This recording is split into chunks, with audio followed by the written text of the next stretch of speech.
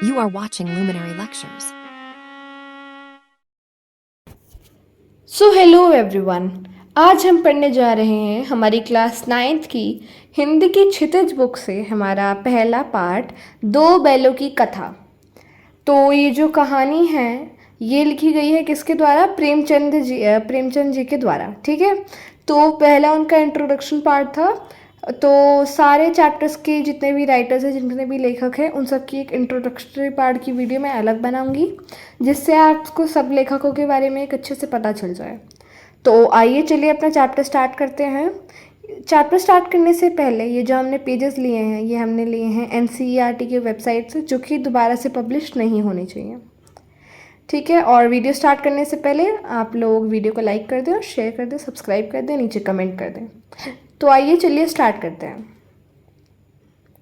जानवरों में गधा सबसे ज़्यादा बुद्धिहीन समझा जाता है। क्या कह रहे हैं? जो जानवर है, जानवर में क्या कहते हैं? गधा बुद्धिहीन माना जाता है, मतलब जिसमें बुद्धि नहीं है। हम जब किसी आदमी को पहले दर्जे का बेवकूफ़ कहना चाहते हैं तो उसे गधा कहते हैं। जब हम किसी आदमी को कहते हैं ना बेवकूफ़, तो हम उसे क्या किस नाम से वो करते हैं, किस नाम से रेफर करते हैं कि तो गधा है। बिल्कुल एकदम, जब हम किसी को कहते हैं ना तू तो बेवकूफ़ है, तू तो गधा है एकदम, है ना, जिसे चीज़ें कम समझ में आती हों, जो बेवकूफ़ हो, तो हम किसी को इंडिकेट करने के लिए, रेफर करने के लिए हम बोलते हैं तू तो गधा है बिल्कुल। ठीक है, या उसके सीधेपन, उसका निरापद सहिष्णुता ने उसको यह पदवी दे दी है। या तो वो बहुत ही सीधा है, बिना किसी गलती के वो रहता है, शायद उसको इसलिए ये गधा, उसके भोलेपन की वजह से इसे ये गधा का टैग, बेवकूफ़ी का टैग दे दिया गया है। ठीक है, इसका निश्चय नहीं किया जा सकता, ये तो अनडिसाइडेबल है कि या तो वो बेवकूफ़ी है या तो उसका सीधापन, सहिष्णुता की वजह से उसे कहा गया है गधा। ठीक है, बेवकूफ़ कहा गया है। ठीक है, गाय सींग मारती हैं। ब्याई हुई गाय तो अन्यास ही सींगनी का रूप धारण कर लेती है। मतलब जो ब्याई हुई गाय होती है, जिसने रिसेंटली अभी बर्थ दिया होता है अपनी बच्चियों को, वो तो एकदम शेरनी का रूप धारण कर लेती है। ठीक है, कुत्ता भी बहुत गरीब जानवर है, लेकिन कभी कभी उसे भी क्रोध आ ही जाता है। जो कुत्ता है वो भी एक साधारण सा जानवर है, लेकिन अगर हम उसको भी सही तरीके से ट्रीट नहीं करेंगे तो गुस्सा तो उसे भी देखो आ ही जाएगा। किंतु गधे को कभी क्रोध करते नहीं सुना, न देखा। लेकिन कभी देखा है कि गधा ऐसे मना कर रहा है कि मैं काम नहीं करूँगा, ये नहीं करूँगा, वो नहीं करूँगा? उससे तो सारे दिन काम करवाते रहो, फिर भी उसे क्या बोलते हैं? तू तो गधा है, एकदम बेवकूफ़ है ना? तो गधे को देखा है कभी वो गुस्सा कर रहा है, वो एकदम वो हो गया कि नहीं मैं तो कुछ नहीं करूँगा, है ना? नहीं देखा है हमने, है ना? जितना चाहो गरीब को मारो, चाहे जैसे खराब सड़ी हुई घास सामने डाल दो, उसके चेहरे पे कभी भी असंतोष की छाया भी नहीं दिखाई देगी। अब तुम उसको कितना मार लो, चाहे कितना ही खराब सड़ी हुई घास दे दो, लेकिन उसके चेहरे पे कभी भी डिससेटिस्फैक्शन नहीं दिखाई दिया जाएगा। अब देखो, मैं इन शब्दों का एकदम लिटरल मीनिंग नहीं दे रही हूँ हिंदी का, क्योंकि अगर तुम इंग्लिश में इनका मतलब जानोगे तो तुम्हें ईजिली समझ आ ही जाएगा कि मैं क्या चाह रही हूँ। तो मतलब वो क्या हो जाते हैं, इमोशन लेस हो जाते हैं।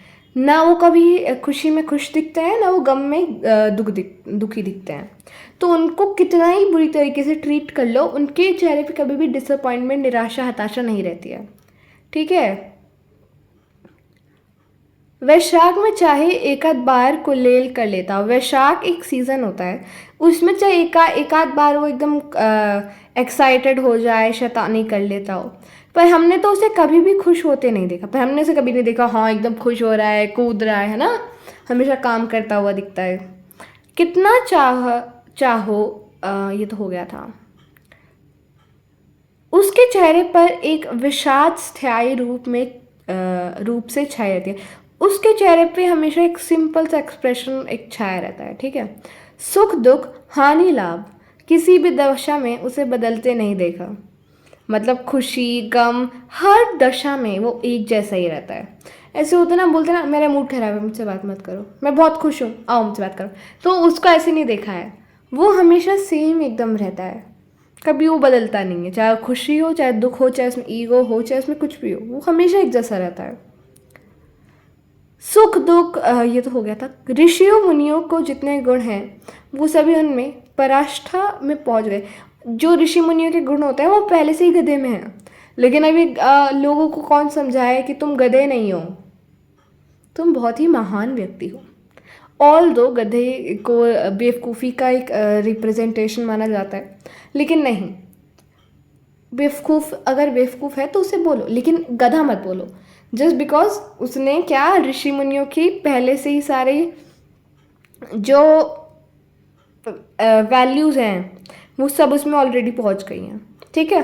पर आदमी उसे बेवकूफ़ कहता है, पर आदमी क्या कहता है कि ये तो गधा है, तो बेवकूफ़ है, ठीक है। सद्गुणों को इतना अनादर कहीं नहीं देखा, अच्छे गुणों का इतना अनादर हमने कहीं नहीं देखा। कदाचित सीधापन संसार के लिए उपयुक्त नहीं है, लेकिन जो सीधापन है, जो हमारी सिंप्लिसिटी है, जो हमारी इनोसेंस है, वो इस संसार के लिए, इस धरती के लिए, इस दुनिया के लिए सही नहीं है, क्योंकि इसका कोई भी गलत फ़ायदा उठा सकता है ना। देखिए ना, भारतवासियों की अफ्रीका में क्या दुर्दशा हो गई। जो भारतवासी हैं बहुत ही सरलता, है ना, अपने कल्चर के लिए माने जाते हैं, लेकिन उनकी अफ्रीका में क्या दुर्दशा हुई, उनको गलत तरीके से ट्रीट करा गया, राइट। क्यों अमेरिका में उन्हें घुसने नहीं दिया जाता, क्योंकि वहाँ पे वाइट बैग सिस्टम चलता है, जो हमने चैप्टर में पढ़ा भी है, हमारे सेक्युलरिज्म वाले चैप्टर में, राइट। मार्जिनाइजेशन में भी हमने ये पढ़ा हुआ है। शराब, बेचारे शराब नहीं पीते, 4 पैसे कुछ समय के लिए बचा कर रखते हैं। जो जी तोड़कर काम करते हैं, किसी से लड़ाई झगड़ा नहीं करते, 4 बात सुनकर गम खा जाते हैं, लेकिन फिर भी बदनाम है। अब यहाँ पे आप लोग मुझे बताएंगे गधे को रेफर हो रहा है या फिर भारतवासियों को, ठीक है। बहुत इजी सा आंसर है, ना आए तो पूछ लीजिएगा नीचे कमेंट सेक्शन में। कहा जाता है जीवन के आदर्श को नीचा करते हैं। अगर वे भी ईंट का जवाब पत्थर से देना सीख जाते तो शायद सभ्य कहलाने लगते। अगर वो भी मुंह तोड़ जवाब देते कि अच्छा इसने मुझे चाटा मारा, मैं इसको घूसा मारूंगा, ईंट का जवाब पत्थर से देने लग जाते, तो उन्हें भी श्रेष्ठ मानने लगते लोग, ठीक है। जापान की मिसाल सामने है। जापान हमेशा ईंट का जवाब पत्थर से देते, तो उसका एक एग्जाम्पल सामने हमारे है। एक ही विजय ने उसे संसार की सभ्य जातियों में गण्य बनाया। एक ही जीत ने वो संसार की एकदम सभ्य श्रेष्ठ जातियों में आ गया, ठीक है। लेकिन गधे का एक छोटा भाई और भी है, गधे के जैसे ही एक बेवकूफ़ और भी है, जो उससे कम ही गधा है, जिससे मतलब ज़्यादा गधा नहीं है, वो भी गधा ही है पर थोड़ा कम ही गधा है, और वह है बैल। कौन है ये? बैल, जिसके अर्थ में हम गधे का प्रयोग करते हैं। कुछ उसी से मिलते जुलते अर्थ में बछिया के ताव का भी प्रयोग करते हैं। तो बैल को क्या कह सकते हैं हम? बछिया के ताव, ठीक है ना। तो जैसे बैल को बेवकूफ़ माना जाता है, इसलिए शायद जैसे गधे को बेवकूफ़ माना जाता है, ऐसे ही शायद बैल को भी बेवकूफ़ माना जाता होगा, है ना। कुछ लोग बैल को शायद बेवकूफ़ों में श्रेष्ठ कहेंगे, मतलब कुछ लोग हैं एकदम ना सर्वश्रेष्ठ मानेंगे कि हाँ भाई सबसे बड़ा बेवकूफ़ कौन है? बैल है, ठीक है। मगर हमारा विचार ऐसा नहीं है, हमारे थॉट्स ऐसे नहीं हैं। कौन कह रहे हैं? प्रेमचंद जी। बैल कभी कभी मारता भी है, कभी कभी अड़ियल बैल भी देखने में आता है, और कई रीतियों से अपना असंतोष प्रकट कर देता है। कई बार तो जैसे गधे से कंपैरिजन किया था तो उसका वो सब कर देता था, है ना, तभी उसकी मासूमियत को हमने ऐसे बेवकूफ़ का टैग दे दिया। लेकिन ये बैल कैसा, ये अड़ियल भी है, गुस्सा भी हो जाता है ना, और अगर वो उदास होता है तो अपनी असंतोषी को प्रकट करता है, ठीक है। अतएव उसका स्थान गधे से नीचा है, इसलिए उसका जो स्थान है वो गधे से क्या है? नीचा है। क्यों? क्योंकि वो अपने एक्सप्रेशन को एक्सप्रेस करना जानता है, जो कि गधा नहीं जानता। वो हमेशा हर सिचुएशन में एक जैसा रहता है। झुरी काछी के आवाज़ आती है हमारे से, यहाँ से क्या है? स्टोरी स्टार्ट हो जाती है, जो इस चैप्टर की मेन स्टोरी है। ये तो था इंट्रोडक्टरी पार्ट की, ऐसा होता है वैसा होता है। भाई यहाँ से हमारी आ जाती है सेकेंड पैराग्राफ से हमारी स्टोरी स्टार्ट हो जाती है। झुरी काछी के दोनों बैलों के नाम थे हीरा और मोती। तो कौन थे? 2 बैल थे, किसके? झुरी। तो ये नाम याद रखना, झुरी के 2 बैल थे, क्या नाम था? हीरा और मोती। दोनों पछाई जाति के थे, देखने में सुंदर, काम में चौकस, डील में ऊंचे। तो पछाई जाति वन ऑफ द लाइक अच्छी जातियों में से होता है, जो हमारे गाय भैंसों की जाति है के इनमें। ठीक है, तो पछाई जाति के थे, सुंदर थे, काम करने में अच्छे थे, मतलब एकदम परफेक्ट बैल थे। ठीक है, बहुत दिनों साथ रहते रहते दोनों में भाईचारा हो गया। अब दोनों एक साथ, अब आप देखो, अगर जैसे आपका कोई दोस्त है, आप उसके साथ एकदम नर्सरी से एकदम 9th में आ गए हो अभी, तो आपकी अच्छी फ्रेंडशिप रह जाएगी, भाईचारा रह जाएगा, यार ये तो भाई है, ये तो बहन है अपनी, है ना। तो उनमें भी क्या हो गया, बहुत दिनों तक साथ रहते रहते क्या हो गया, भाईचारा हो गया। ठीक है, दोनों आमने सामने या आसपास बैठे हुए एक दूसरे से मुख भाषा में विचार विनिमय करते। तो अब आपका कोई अच्छा दोस्त होगा तो आप क्या करोगे, मुझे तो इसके साथ ही बैठना है, क्लास में पढ़ते वक्त लेक्चर्स के समय मुझे इसके साथ बैठना है ना। तो वो भी एक साथ बैठते हैं, आमने सामने बैठते हैं, और न जाने किस तरह, क्योंकि जानवर तो बोल भी नहीं सकते, उनकी तो जुबान भी नहीं होती, लेकिन वो फिर भी पता नहीं किस तरह अपने जो विचार थे वो इशारों वाली भाषा से विनिमय करते थे। एक दूसरे के मन की बात कैसे समझ जाता था हम नहीं कह सकते। अब वो दोनों एक दूसरे की बात कैसे समझते थे, ये तो देखो ना मैं कह सकती हूँ ना तुम। ठीक है, प्रोबेबली उनकी मन की बात, या फिर उनमें कोई ऐसी गुप्त शक्ति थी जिससे जीवों में श्रेष्ठता का दावा करने वाला मनुष्य वंचित है। ठीक है, दोनों एक दूसरे को चाट कर या सूंघकर अपना प्रेम प्रकट करते थे। तो ये भी पूछा जा सकता है कि हीरा और मोती अपना प्रेम कैसे प्रकट करते थे, कैसे करते थे, चाट कर या सूंघ कर। कभी कभी दोनों सींग भी मिला लिया करते थे, विग्रह के नाते से नहीं, केवल विनोद के नाते से, विनोद के भाव से। तो ऐसा नहीं है कि सींग मिलाना मतलब क्या होता है, लड़ाई करना, लेकिन वो लड़ाई के नाते से नहीं बल्कि प्रेम के भाव से सींग मिलाते थे। ठीक है, आत्मीयता के भाव से, जैसे दोस्तों में घनिष्ठता होती ही धोल धप्पा होने लगता है। इसके बिना दोस्ती कुछ फुसफुसी, कुछ हल्की सी रहती है, जिस पर ज़्यादा विश्वास नहीं किया जा सकता। चलते उस वक्त हर एक की यह चेष्टता होती थी कि ज़्यादा से ज़्यादा बोझ मेरे ही गर्दन पर है। अब जब वो हल चलाते जाते थे, जब लेके जाते ना वहाँ पे कि खेतों में हल चलवाने, तो जब उनके पीठ पे रखा जाता था तो वो क्या चाहते थे कि दोनों बैल, की हीरा चाहता था कि नहीं मेरे पीठ पे ज़्यादा बोझ आए, मोती चाहता था नहीं मेरी पीठ पे ज़्यादा बोझ आए। ठीक है, तो वो दोनों अपने दूसरे परम मित्र को क्या थे, कष्ट नहीं देना चाहते थे। ठीक है, दिन भर के बाद दोपहर या संध्या को दोनों खुलते तो एक दूसरे को चाट चाट कर अपनी थकान मिटा लिया करते। अब देखो पूरे दिन तुम काम करोगे तो ऑब्वियसली शाम के दोपहर को देखो थक जाओगे, है ना। तो वो क्या थे, वो दोनों जैसे ही उन्हें खोला जाता, जैसे ही आज़ाद किया जाता, तो वो दोनों अपनी थकान मिटा लेते। कैसे मिटा लेते, एक दूसरे को चाट के, सूंघ के, है ना। नंद में खुली भूसा पड़ जाने के बाद दोनों साथ उठते, साथ नंद में मुंह डालते और साथ ही बैठते। दोनों साथ नाश्ता करते, नाश्ता का मतलब जैसे दोनों साथ में खाना खाते, जो खोर होती है उसमें मतलब पानी में मुंह डालते, एक साथ बैठते, एक साथ मुंह हटा लेता। जैसे अगर अब तेरा मन नहीं, अच्छा तेरा नहीं, चल मैं भी नहीं खा रहा, ऐसे वाला हो जाता था। दोनों का एकदम अच्छी दोस्ती थी दोनों की। संयोग की बात है, जूरी ने एक बार गोई को ससुराल भेज दिया। एक बार क्या हुआ, जो दोनों बैल थी ना, जूरी ने क्या किया, उन दोनों को ससुराल भेज दिया। ससुराल मतलब जो जूरी की बीवी थी उसका मायका। ठीक है, बैलों को क्या मालूम वो क्यों भेजे जा रहे थे। अब देखो, अब जब यूजुअली जब हम जैसे मुझे मेरे किसी दोस्त को खेतों में ज़रूरत है तो हम क्या करेंगे, मैं अपनी बैलों को कुछ दिनों के लिए वहाँ भेज दूंगी कि जब तक तुम्हें ज़रूरत है तुम ले लो, उसके बाद फिर वापस भेज देना हमारी बैलों को।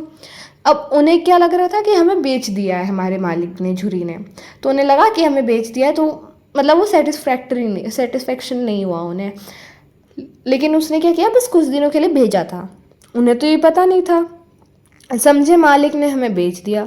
अब उनके मन में एक निराशा हो गई कि देखो हमें तो हमारे मालिक ने बेच दिया, ज़िंदगी भर हमने इनके हल करा, इनका काम करा, इनकी बात सुनी, है ना, और अभी हमें बेच रहे हैं। अपने यूँ बेचे जाने उन्हें अच्छा लगा या बुरा, कौन जाने। अपना बेचे जाना उन्हें अच्छा लगा या बुरा, आज़ादी लगी या क्या लगी, कौन जानता है ये। पर झुरी के साले गया को घर तक गोई ले जाने में दांतों पीसना आ गया।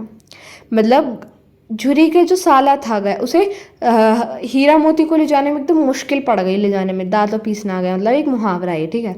पीछे से हाँकते तो दोनों दाएं बाएं भागते, पगैया पकड़कर आगे से खींचते तो दोनों पीछे की ओर जोर लगाते। तो मतलब दोनों का मन ही नहीं था जाने का, ऐसे ऐसे तरीके निकाल रही थी जिससे हम भाग जाएं, रुक जाएं, हमें ये ना लेके जाए। मारता तो दोनों सींग नीचे करके हुंकारते, करते, ठीक है। अगर ईश्वर ने उन्हें वाणी दी होती तो झुरी से पूछते, तुम हम गरीबों को क्यों निकाल रहे हो? हमने तो तुम्हारी सेवा करने में कोई कसर नहीं उठाई, मतलब हमने तुम्हारी इतनी सेवा करी, तुम्हारा इतना काम करा जीवन भर, लेकिन अब तुम हमें बेच रहे हो।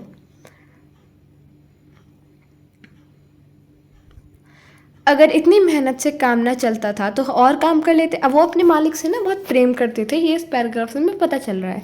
क्यों? क्योंकि उनको वहाँ से जाना भी नहीं था, है ना। वो तो अपने मालिक के लिए और काम करने के लिए भी तैयार थे, लेकिन अपने मालिक से दूर नहीं होना चाहते थे, ठीक है।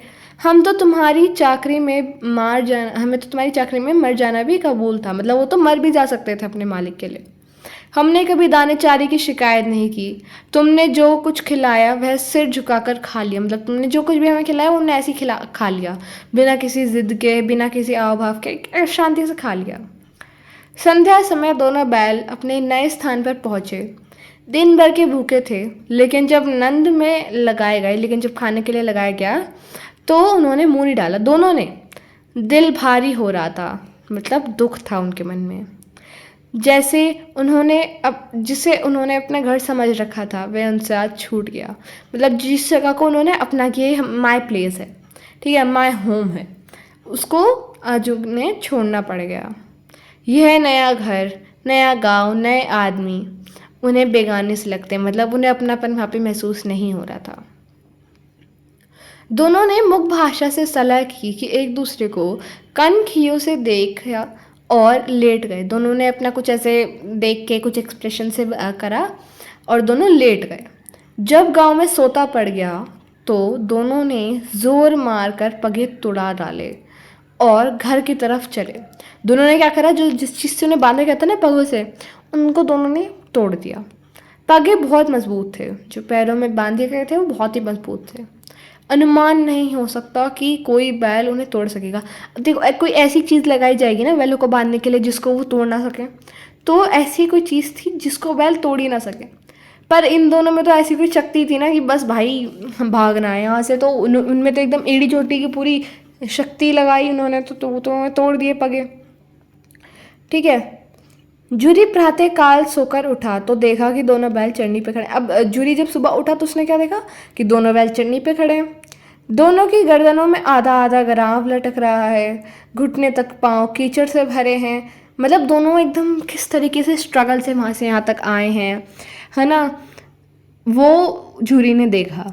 दोनों की आंखों में विद्रोह में स्नेह झलक रहा था, मतलब दोनों की आंखों में गुस्से वाला प्यार झलक रहा था कि हमें गुस्सा भी आ रहा है, हम आपका एक अगेंस्ट भी हैं, आपके विद्रोह में भी हैं, लेकिन हमें आपसे स्नेह भी है, ठीक है। जूरी बैलों को देखकर स्नेह से गदगद हो गया कि देखो मेरे बैल है ना वापस मेरे पास आ गए। दौड़कर उन्हें गले लगा लिया, उसने दौड़कर क्या लगा लिया, गले लगा लिया जूरी ने। प्रेम लिंगन और चुम्बन का वह दृश्य बड़ा ही मनोहर था, जो वहाँ पे दृश्य था वो बड़ा ही अच्छा था। घर और गांव के लड़के जमा हो गए और तालियां बजा बजा कर उनका स्वागत करने लगे। जो वहाँ पे लोग थे उन सब ने देखा, अरे वाह, तो वो ना स्वागत करने लगे, तालियां बजाने लगी, वाह देखो आ गए, कितने अच्छे बैल हैं, है ना। क्योंकि ज़्यादातर बैल क्या होते हैं, तो भाग जाते हैं। अब एक बालक ने कहा, ऐसे बैल किसी के पास ना होंगे। तो वहाँ पे बहुत सारे लोग थे, तो उसमें से एक बालक ने क्या कहा कि ऐसे बैल तो देखो किसी के पास नहीं होंगे। दूसरे ने क्या समर्थन किया, इतनी दूर से दोनों अकेले चले आए। तीसरे ने बोला, बैल नहीं है वे, उस जन्म के आदमी हैं, मतलब पिछले जन्म में या आदमी होंगे तभी इतना तेज है। इसका प्रतिवाद करने का किसी को साहस नहीं हुआ, इस बात के अगेंस्ट जाने का किसी ने भी क्या करा, साहस नहीं लिया। जूरी की स्त्री ने बोला, बैलों को द्वार पर देखा। जब जूरी बाहर निकली तो उसने देखा कि बैल दोनों द्वार पे खड़े हैं, तो जल उठी, उसे गुस्सा आ गया क्योंकि उसके तो मायके पे भेजा था। बोली, कैसे नमक हराम बैल हैं, एक दिन भी वहाँ काम ना किया, भाग खड़े हुए। अब उसको तो वहाँ की तो इमेज खराब हो गई ना, तो उसने बोला कैसे एकदम बैल है ना कि वहाँ पे काम भी नहीं किया और फिर से यहाँ पे भाग के आ गए। जूरी ने अपने बैलों पर यह आक्षेप ना सुन सका। उसको लगा कि ये तो बड़ा गलत है, उसने अपने बैलों के बारे में बुरा नहीं सुना। तो उसने बोला क्या, नमक हराम क्यों है, चारा दाना नहीं दिया होगा तो क्या करते। तो उसने ना ऐसे टोन कस दी कि नमक हराम नहीं है, वो उन्होंने चाना ही नहीं दिया होगा, अच्छे से खाना ही नहीं दिया होगा, तो इसलिए वो क्या करते, आ गए। स्त्री ने रोब के साथ कहा, बस तुम ही कोई तो बैलों को खिलाना जानते हो, और सभी को तो पानी पिला कर रखते हैं। तो उसने भी ऐसे बोला कि तुम्हें तो खाना खिलाना आता है, बाकी सब तो सिर्फ पानी पिला पिला कर रखते हैं। जूरी ने चिढ़ाया, चारा मिलता तो क्यों भागते। स्त्री चिड़ी, भागे इसलिए कि वे लोग तुम जैसे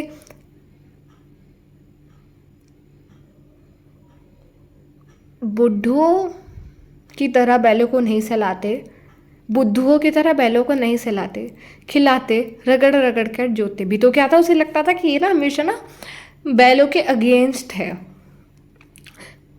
झुरी था, बहुत ही प्रेम करता था अपने बैलों से। तो उसने क्या बोला, वो तुम्हारी तरह बैलों को प्यार नहीं करते, वो काम भी कराते हो उतना ही बराबर, खा खिलाते भी। सूखे भूसे के सिवा कुछ ना दूंगी, खाए चाहे मरे। अब उसे गुस्सा था, उसने पनिशमेंट दी। अब आपका बच्चा कुछ गलत करेगा, पनिशमेंट दोगे ना, तो उसने भी पनिशमेंट दी। अपने सिर्फ सूखा भूसा मिलेगा खाने में और कुछ नहीं दिया जाएगा, नहीं तो भूखे मरो। बैलों ने नंद में मुंह डाल दिया तो फीका फीका। नंद ना बड़ा टाइट होता है नाक में लगना, ठीक है, तो फीका फीका। तो जब बैलों ने ऐसे खाना डाला तो उसे क्या लगा, ये तो बड़ा फीका खाना है ना, इसमें कुछ मसाला ना कुछ पानी, एकदम फीका सूखा एकदम, ना कोई चिकनाहट ना कोई रस। क्यों खाएं, क्या खाएं। आशा भरी आंखों से द्वार की ओर और ताकने लगे। तो उसने क्या देखा, ऐसे गेट की ओर वो देखने लगे और उसे देखने लगे कि क्या पता खाना आए। अच्छा, जूरी ने देखा ये सब। जूरी ने मजदूर से कहा, थोड़ी सी खली क्यों नहीं डाल देते बे। तो जूरी ने बोला अपने मजदूर से कि थोड़ी सी खली डाल दो उनके लिए, थोड़ा रस चिकना डाल दो। तो मालकिन मुझे मार ही डालेंगी। चुरा कर डाला हूँ, किसने बोला, जूरी ने। ना दादा, पीछे से तो तुम भी उनकी सी कहोगे, मतलब पीछे से तो तुम भी उनकी साइड ले लोगे। तो अब देखो बच्चों, हमारा यहाँ का पहला सेशन कंप्लीट हो गया है दो बैलों की कथा का। अब जो बाकी का आगे का हमारा जो चैप्टर है, वो जो अगले पार्ट है, क्योंकि चैप्टर थोड़ा लेंदी है तो उसको हम और पार्ट्स में कंटिन्यू करेंगे। इसी के साथ ही हमारा चैप्टर का पहला सेशन ख़त्म होता है। अगले वीडियो के अगले वेडनेसडे के लिए रेडी रहें। तब तक के लिए थैंक यू वेरी मच।